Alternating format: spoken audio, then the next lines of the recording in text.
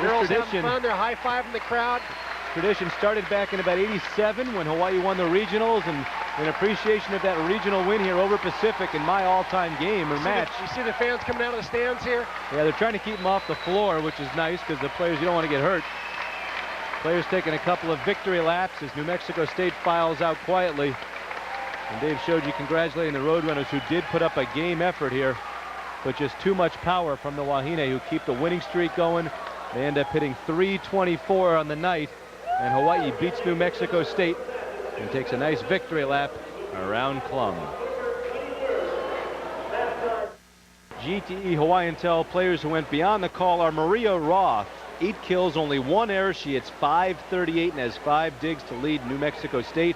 And who else? Angelica Junqvist, 13 kills, 2 errors out of 16 hits. Talk about an efficient night. She hits .688, ends the game and the match in Klum Gym's history with a block. Also had an ace and 4 digs. Hawaii hitting .324 as a team, really coming up from a slow start. GTE Hawaii Intel is pleased to make a contribution for scholarships to the University of Hawaii. GTE Hawaii Intel, beyond the call.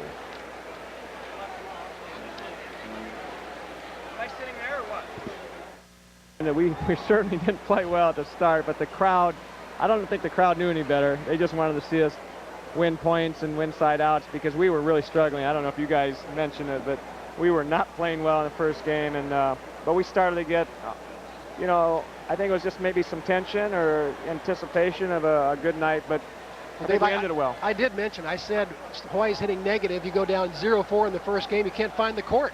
You end up hitting .324 for the night. Well, that's a good comeback, and Sarah was struggling tonight, but she got out of the negative column in the last game. So, you know, you're not going to have a great night every night, and the good players come back after having poor starts, and Sarah did that. She couldn't pass the ball, and she couldn't hit a ball in the first game, but she hung in there, and she's getting that way. I mean, she's just a tough player now, and it's happy to see her come back in the match. Dave, let's talk about the upcoming road trip now. It's a big road trip because it's a couple of Big West matches, and of course Hawaii now right at the top of the conference at the Big West. You go to Nevada. I don't need to remind you what happened in '92. You were upset in 5 at Nevada, a match that I think by losing knocked you out of the NCAA tournament. And then you go to Cal State Fullerton, but Nevada's got to be a little bit of a concern for you on the road. Well, October 11th will be a big match for us. Nevada is playing very well. They had Pacific in the 4th game, 12-9, and they could have taken it to 5. And I talked to their coach, and they took San Jose to 3 straight deuce games, and they're playing very well. And to play them at home, you know, it snowed the other day up there. I just hope, you know, we're not a good traveling team on that first night out. We have not played well over the last couple of years, so I'm very concerned. We've got some players that are not making the trip with the bulk of the team. They've got some exams on Monday. They come up later.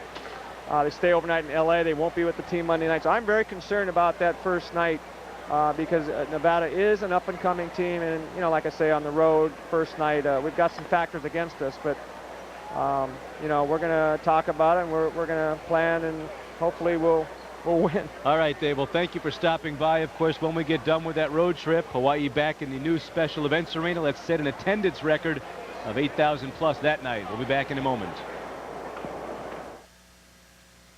For Hawaii's inaugural match in the newly constructed Special Events Center, it's the Rainbow Wahine against the Spartans of San Jose State. And that should be an excellent match. And of course, don't forget, those two teams will also play October 22nd. So if you don't want to be there for the hoopla the first night, make sure you come out the second night. Chris McLaughlin and I will bring you that live coverage Friday, October 21st. And that's at 8 o'clock, folks. That game is starting at 8 o'clock, okay? The 21st of October. I know it said September, but it is October. Trust me, we're in October. It's October. And don't forget, tomorrow night is the Western Athletic Conference football match. University of Hawaii and the Lobos of New Mexico with Stoney Case, a great quarterback. Be sure to join Jim Leahy and Sean Ching for all the action from Aloha Stadium. That's tomorrow night at 10:30. So until October 21st, this is John Fink for Chris McLaughlin, reminding you our final score, 15-10, 15-3, 15-6, Hawaii winning in style. You know, folks, they say that home is where the heart is, and for the Wahine volleyball team, the men's volleyball team, the Wahine basketball team, and once in a while the men's basketball team, home has been Klum Gymnasium, once called the Madison Square Garden of the Pacific. Klum will still be used for practices, intramurals, and tournament elimination matches in basketball. We take a look now at some of the people who have provided us with lasting memories over the past 10 years right here in the steamy, intimidating, dilapidated, antiquated confines known as Klum. I have called it Hawaii's largest sauna. It has been labeled Klum Slum, but it has held its own with some of the brightest moments ever in volleyball and basketball over the years for the University of Hawaii.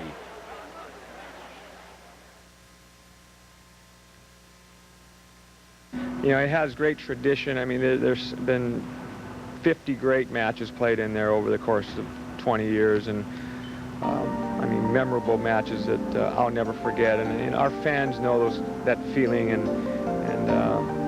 you know, that's the kind of thing you're going to miss. And the other thing is maybe the closeness of the fans.